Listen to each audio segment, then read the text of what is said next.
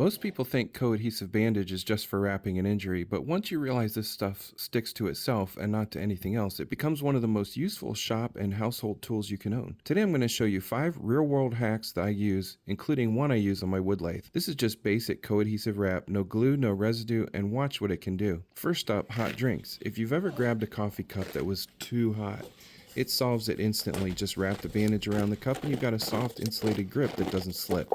It sticks to itself so it won't slide off, and when you're done you just peel it off. No mess, no sticky cup. Hack number 2, chip bag freshness seal. Keeping snacks fresh. Instead of hunting for a clip, fold the top of the bag and wrap it around it. It holds tight, seals it shut, and because it stretches, literally any size bag can be used. Hack number 3, backpack handle comfort. This one is perfect for backpacks, camera bags, or tool bags. Wrap this around the handle and you instantly get a softer, grippier carry handle. It makes heavy bags easier to carry and it doesn't leave any residue when you remove it. Hack number 4, opening stubborn jars. If you've ever struggled with a stuck jar, this is one of the best grip hacks I've found. Wrap the bandage around the lid and it gives you instant friction and cushion so you can actually apply torque without your hand slipping. That's way easier than fighting it with bare hands.